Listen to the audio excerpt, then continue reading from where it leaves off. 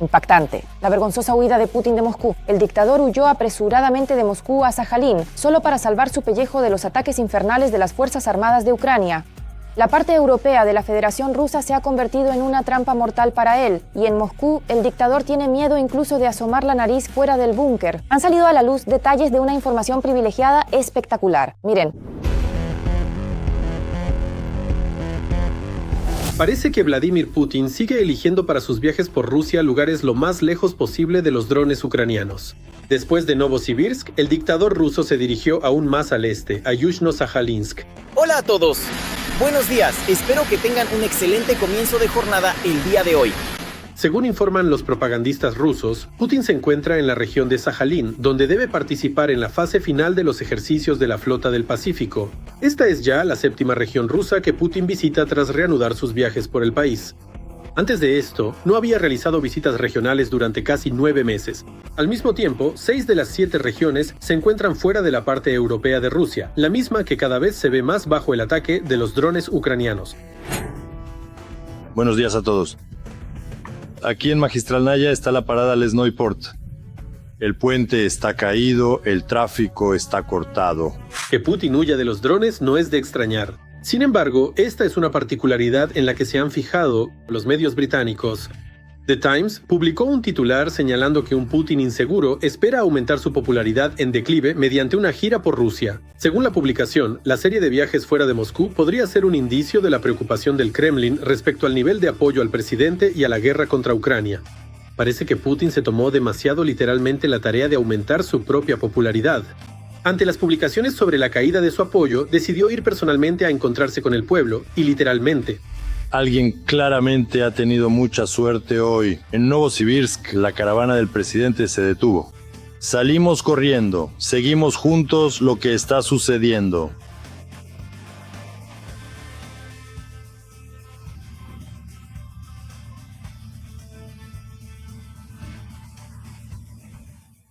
El Daily Express describe la situación de forma aún más dura. La publicación escribe que Putin teme cada vez más los ataques de drones ucranianos, mientras intenta hacer frente al creciente descontento dentro de Rusia. Los problemas económicos, la escasez de combustible y los ataques de drones ya están llegando a las regiones rusas, y como señalan los periodistas, el Kremlin está aumentando simultáneamente la presión sobre cualquier posible oposición. ¡Qué desastre!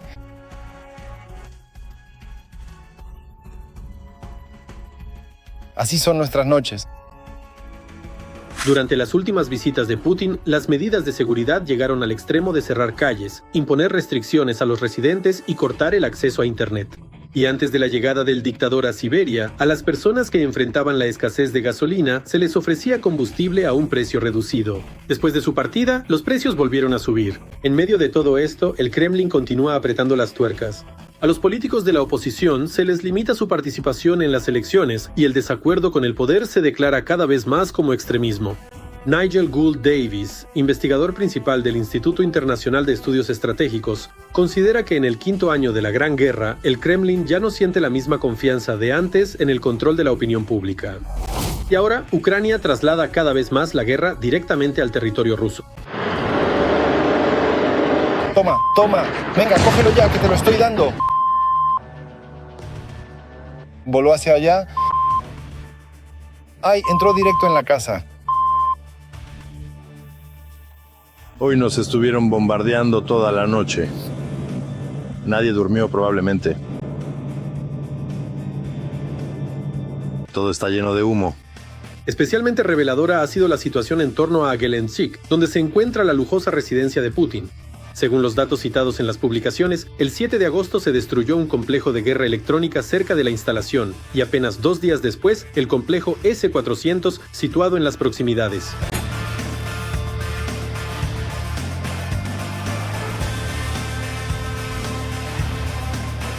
Y mientras la propaganda rusa intenta demostrar la confianza de su líder, la geografía de los viajes de Putin parece cada vez más notable.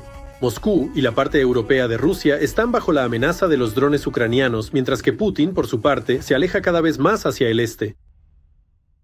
Justo en estos momentos, Ucrania ha comenzado la caza de la cabeza de Putin. El palacio de Zelensky ya no tiene defensa antiaérea. Ucrania avanza hacia el dictador tras romper la defensa del hombre del búnker. ¿Qué sorpresa preparan bajo las narices de Putin? Miren.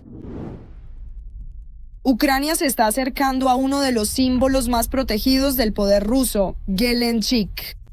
Precisamente aquí, a unas pocas decenas de kilómetros del complejo turístico, se encuentra el famoso palacio de Vladimir Putin. Y ahora los drones ucranianos están eliminando sistemáticamente la defensa rusa alrededor de este objetivo.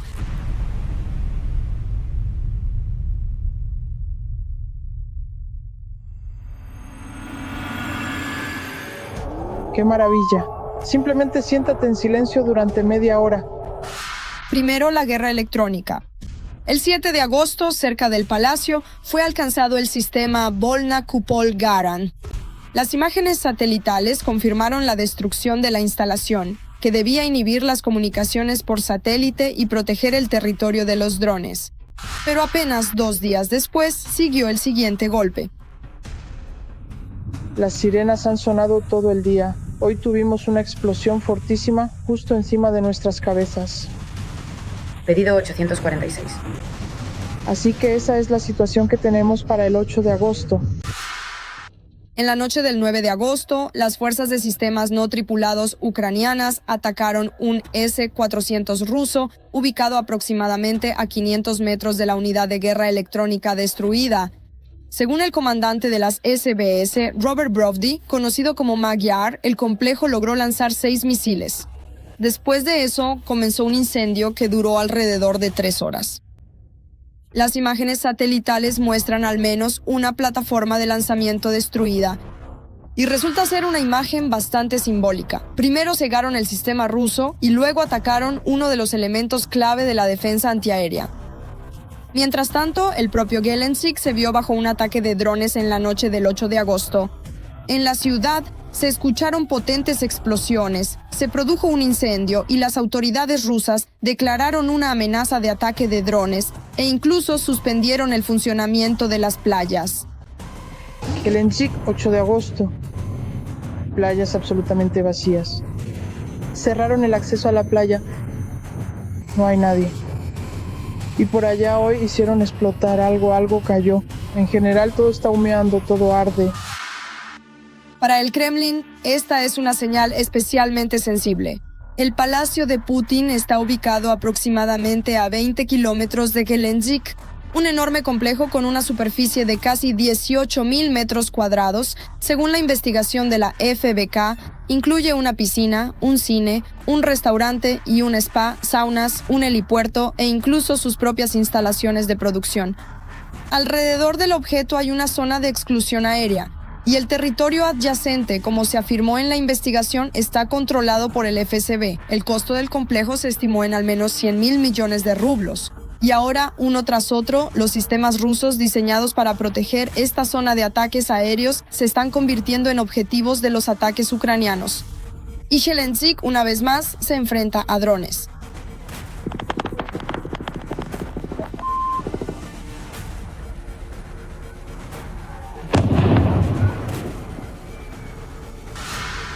Que las hostilidades se acerquen a un lugar considerado durante años una de las zonas más protegidas de la élite rusa resulta alarmante para el Kremlin. La guerra se acerca a lo que el gobierno ruso intentó ocultar años tras vallas, zonas prohibidas y un sistema de defensa aérea.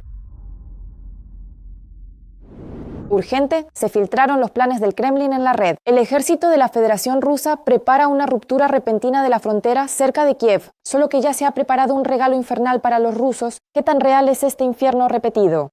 ¿Para qué lanza el dictador a sus tropas a una nueva masacre? ¿Y a qué final devastador para la propia Federación Rusa conducirá este intento de ofensiva? Miren, Rusia prepara una nueva ofensiva.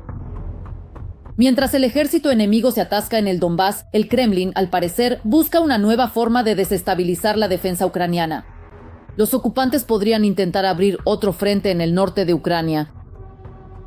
Si observamos la estrategia de los rusos para este año y principios del próximo, es muy probable que haya llegado el momento, especialmente porque la situación los obliga a ampliar el frente y crear el llamado Frente Norte.